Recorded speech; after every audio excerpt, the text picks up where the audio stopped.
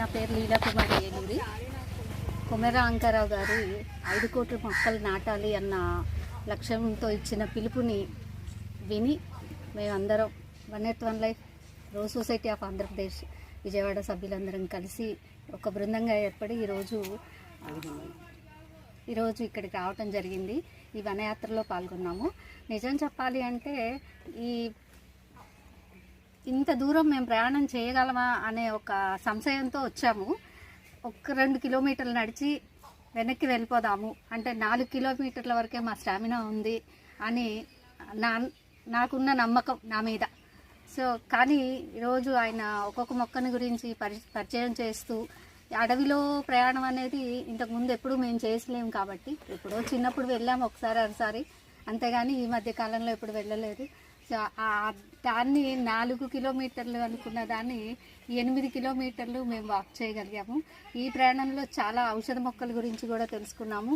మరిన్ని వివరాలు తెలుసుకోవాలని ఉంది, కానీ సమయాభావం వల్ల ఇంకా మాకు అంత ఓపిక కూడా స్టామినా కూడా లేకపోవటము. ఎందుకంటే లాంగ్ జర్నీ చేసి వచ్చి మళ్ళీ ఈ వాకింగ్ అనేది, నేచర్ వాక్ అనేది ఇంకా అంతకన్నా చేయలేకపోయాము. మళ్ళీ ఒకసారి మేము కలిసి మరిన్ని ఔషధ మొక్కల గురించి వివరాలు తెలుసుకోవాలని అనుకున్నాము. థ్యాంక్ యూ అండి, థ్యాంక్ యూ వెరీ మచ్. ఈరోజు ప్రకృతిని మాకు ఇలా పరిచయం చేసినందుకు మా అందరి తరఫున మీకు ధన్యవాదాలు తెలియజేస్తున్నాను. Thank you. ఇక్కడ కాపేసి నాకు నోటి కూర్చొని నేను తీసుకున్నాను. నేను రోజ్ సొసైటీ ఆఫ్ ఆంధ్రప్రదేశ్ సెక్రటరీనండి. మనం ఇప్పటి వరకు నగర జీవితానికి పోయి కారు ఎక్కి ప్రతిదానికి కారు దిగి అలవాటు పడిపోయిన వాళ్ళు ఇంత దూరం నడవలేమేమో అని చాలా భయంగా వచ్చాము.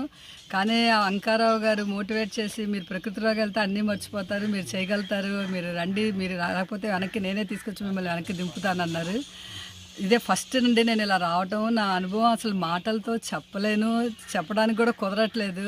ఆయనకి ఏ విధంగా నేను థ్యాంక్స్ చెప్పుకోవాలో కూడా నాకు అర్థం కావట్లేదు. చాలా థ్యాంక్స్ అండి అంకారావు గారు. మాకు ప్రకృతిని కనెక్ట్ చేసినందుకు, మాకు అడవి అంటే ఏంటో చూపించినందుకు, నిజంగా ఇంత అందం, ఇంత ఈ ఔషధ మొక్కలు, ఇంత విజ్ఞానం ఉంటుందని మాకు తెలియపరిచినందుకు చాలా చాలా థ్యాంక్స్ అండి. మా సొసైటీ తరఫున, నా తరఫున. మరి లాస్ట్లో మీ అనుకుంటారంటే మాకు దీని